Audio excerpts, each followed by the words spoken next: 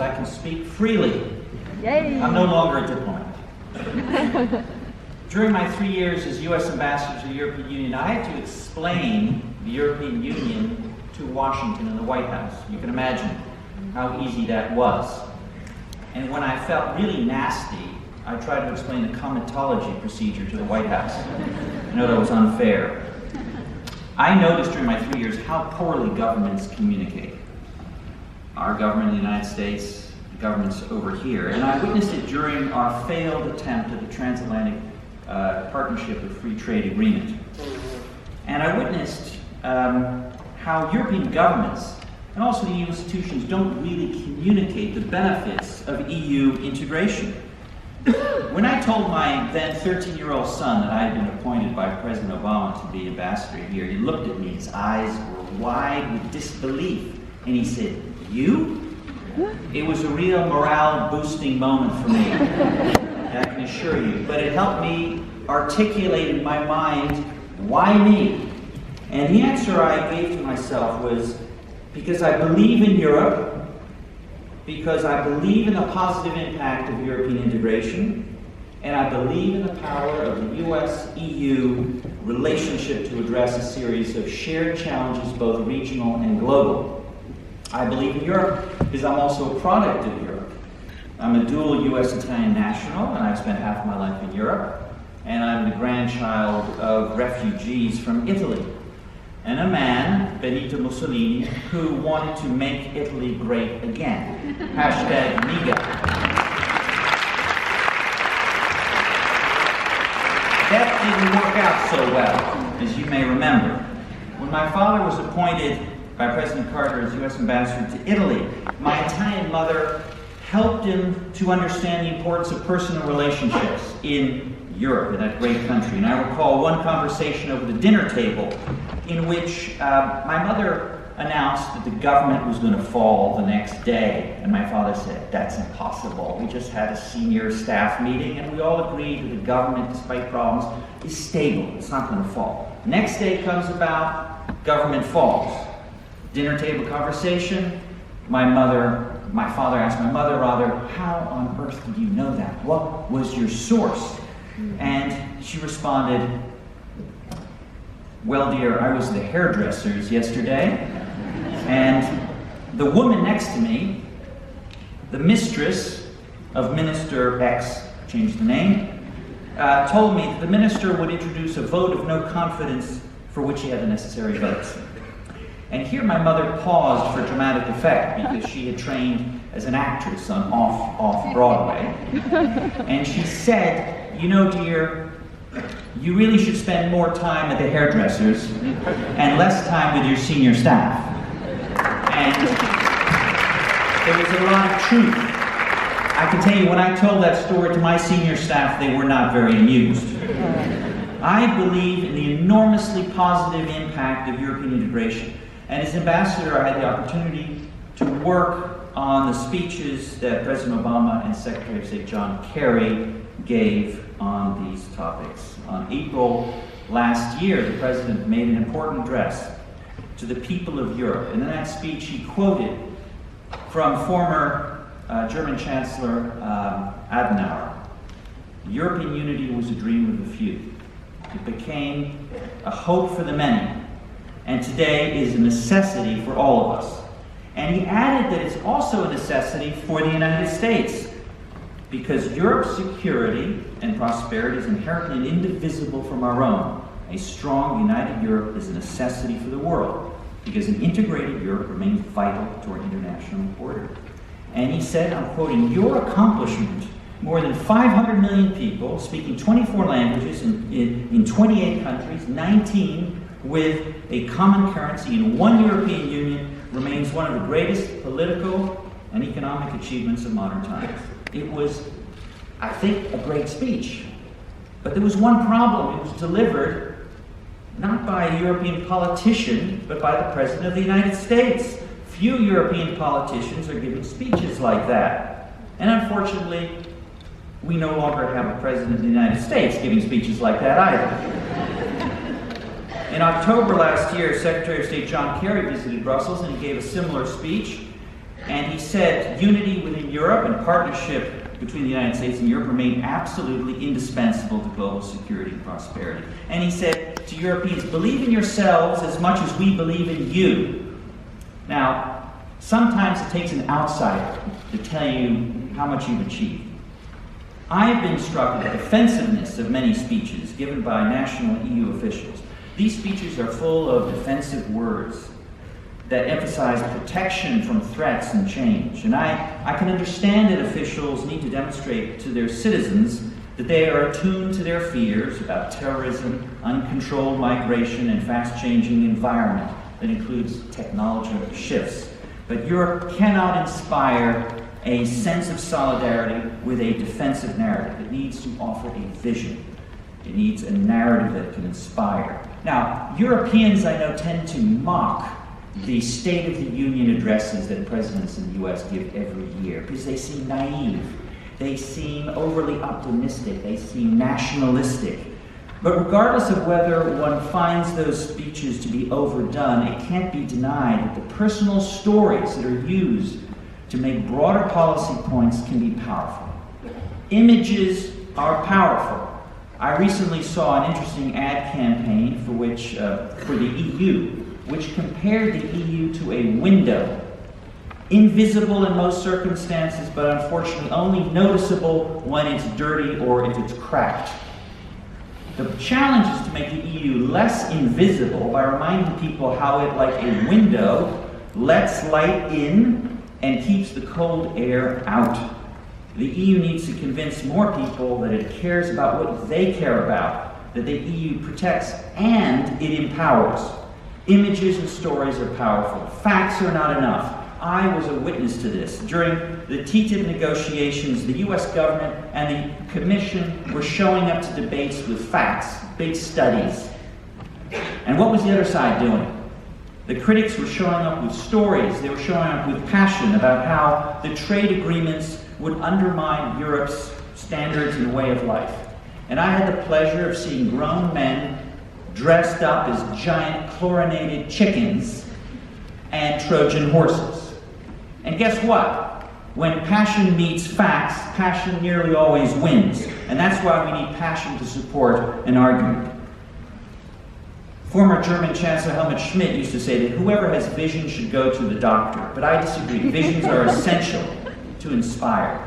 The Commission is right to focus on Erasmus+, on Solidarity Corps, as areas that inspire pride. And we could add development assistance, humanitarian aid, climate change, good governance, and the protection of the rules-based order. All of those things are important. And these are areas where the United States is withdrawing. We now have a president of the US who doesn't believe in any of these things. And it should be a point of great pride in the European Union that it is becoming the world's leading actor. In many areas, the EU is a force multiplier, enhancing the ability of the member states to achieve important goals.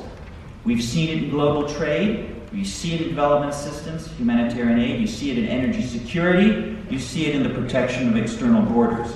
But positive messages don't sell themselves. They have to be sold. When I mention this to European governments and the European Commission, I sometimes get a horrified reaction.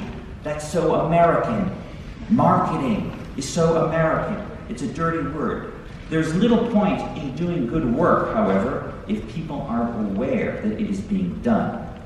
Positive messages can only be marketed by the right messenger. And I'm often reminded of the Zulu saying, I cannot hear what you say for the thunder of what you are. When I traveled around Europe marketing our trade agreement, I knew that many people would not listen to me because of the strong feelings about the United States.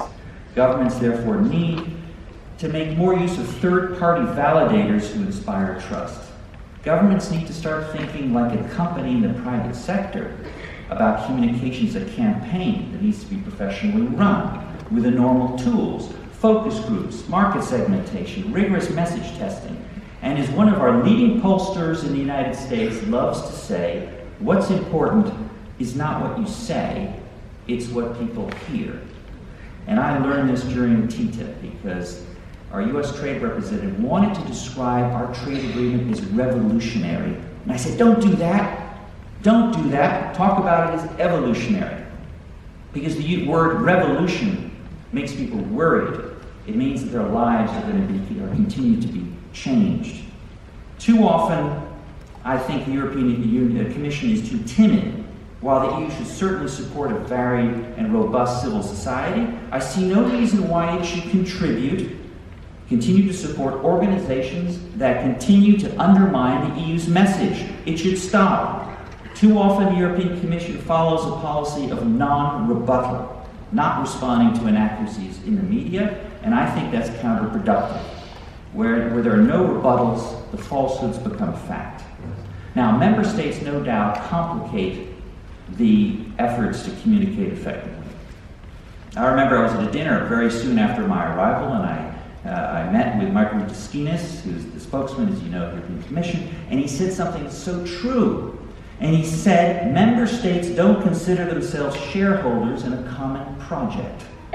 And that struck in my mind. It stuck in my mind because if you think of the EU as some alien force that's out there in Brussels, and you don't invest in the common project with the expectation of taking out dividends, well, that complicates the message.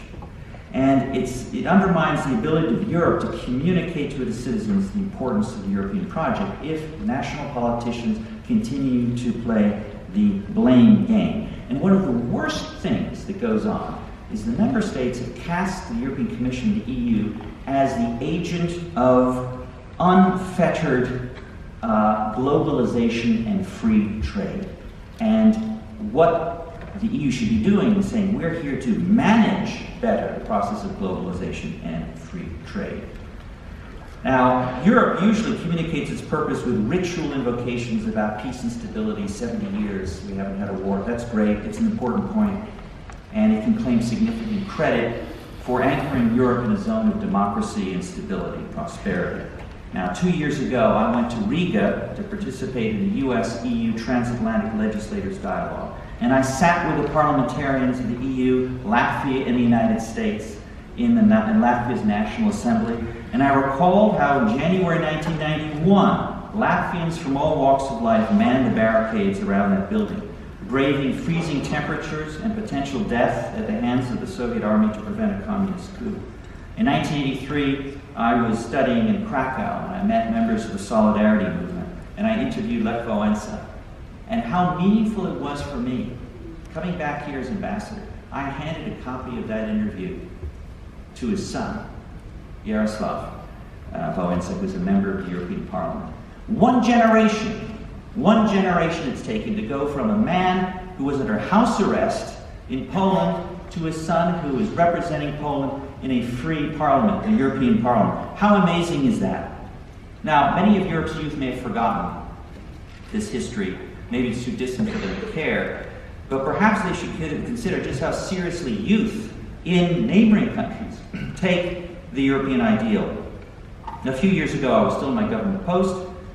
U.S. mission to the EU screened an award-winning documentary called Winter on Fire. And it tells the story of ordinary and yet extraordinary Ukrainians. Heroes in the Maidan who braved the cold and risk of death to fight for a future in Europe. And many died waving the EU flag. Now, as important as the point is, I think that we need to change the narrative slightly. And here's my proposal. What needs to change? First, the tools of communication clearly need to change. Do the EU institutions really know the impact of the euros that they spend on communication by theme and by channel? Such an audit would redirect the euros to the areas that have the greatest impact. According to the Martin Center, the European Commission spends 400 million euro on its communication budget, but only a very small amount on social media. That makes no sense if that's true. Trends in the US indicate what is happening, even in Europe. 50% of those aged 18 to 29 use online platforms as their primary source of information. Of the same age group, only 27% get news from local, cable, or network television, and a mere 5% get it from printed newspapers. It's estimated that in just 5 years' time, Consumer video will move from 64% of all internet traffic to making up more than 82%. Another important reality is that sustained success in market on social media now requires paid advertising. So with a 400 million budget, the Commission could and should shift significant sums of money to social media. I know it's doing it already, including short video clips and tweets, and cut back on expensive print campaigns. What's more effective? What's more effective, a glossy printed brochure or a 2-minute video embedded in tweet saying this is how the EU is delivering humanitarian aid and foreign aid to the developing world? Just see how effective the Leave campaign in Brexit was. Using a small budget, a £7 million budget, they sent out more than 1 billion targeted advertisements, mostly through Facebook. So, what do businesses do to avoid being hacked by cyber criminals? They hire the hackers. So maybe the Commission should want to hire hackers. They should hire the people who've been so successful in running campaigns against the EU, if they can do that. Because those people know how to be successful. They did it on ACTA, they did it on TTIP, they did it on CETA. Second, the EU affairs need to be part of the national debate. More resources need to be directed at training national journalists in EU affairs. Third, the messages need to change. In today's environment, there are 2 critical themes that need to be repeated in our general application across everything the EU does. Security, physical security and economic security, and choice. These are the 2 issues that preoccupy the vast majority of Europeans. Choice, I think, is probably the key concern of the young. Appealing to the young has to be the primary objective. The millennials want, I think, everything. Talking to my children, that's what they want. They want it now, and they want it cheap. And the EU is their natural partner in getting them more choice, offering them more choice at lower cost. Think of downloading digital content from anywhere in Europe, or transporting that content across Europe once they've downloaded it. Free competition obviously enables more choice at lower cost. They can study more, travel more. EU needs to be less timid in selling its message to the young. Sell. Be a little more American, I can say. Sell. Now, it's already the case that the EU's assistance to member states through structural funds is mentioned in billboards and plaques near bridges and roads and airports and so forth. And there's a regulation about this. It's very detailed about what member states have to do. Well, take a page from that book. Why not acknowledge the EU's role in other ways as well? And here I'll conclude. A few ideas. The EU could have required companies to recognize in their advertisements that the ban on mobile phone charges, on roaming charges, is due to EU legislation. Now, I recall being in London and seeing the Vodafone advertisements, and Vodafone was saying, we're doing this for you, our customers. We're offering this for you. They didn't mention the EU once.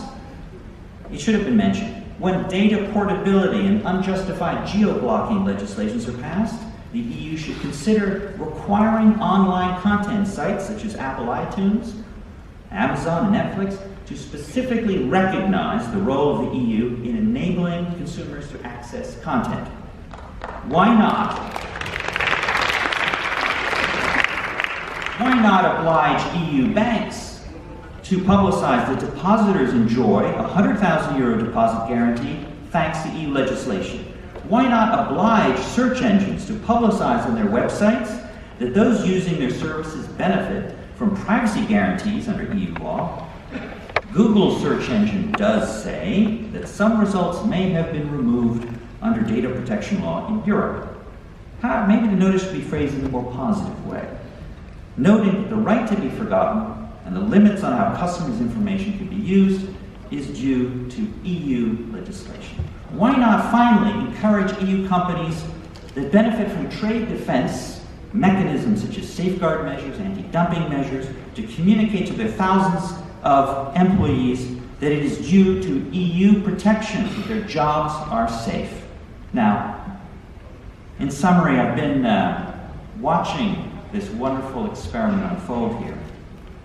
There's never been more urgent time for the EU institutions to reinforce positive messages about the EU's contributions to peace, to stability, to democracy, to prosperity and safety, all of those things, but also choice. The EU as a promoter of choice and freedom for particularly the young. Now, some member states are not going to be active partners in this objective. I don't think there's anything you can do about it. The EU should continue to refine the messages that will find the greatest resonance to people in their daily lives and to identify new ways of delivering those messages. So I wish you luck. A lot hangs in the balance. Thanks very much.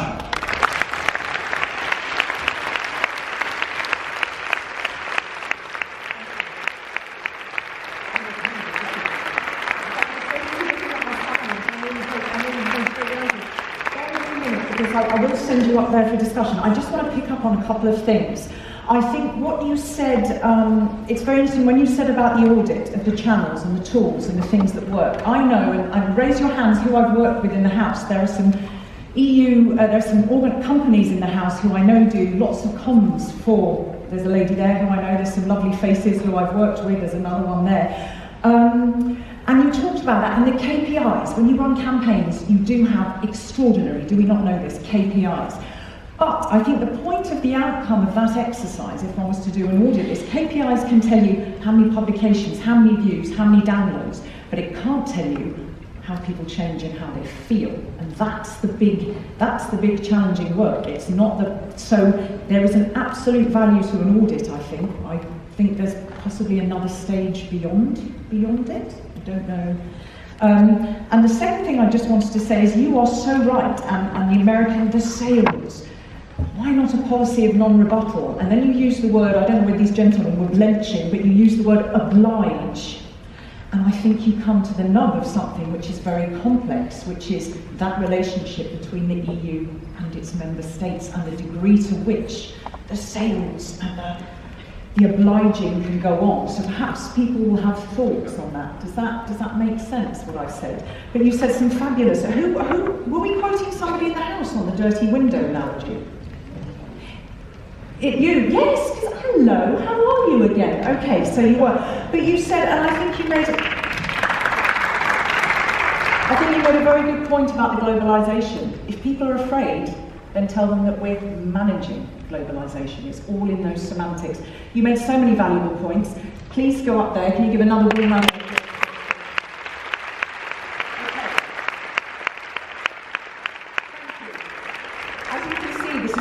Very, very close to my heart. So, Mr. Burianek, can I just ask you, do I have you till just before 12:30 so I know how long I can do the panel debate for? Great. Okay. So, we have about 20, 25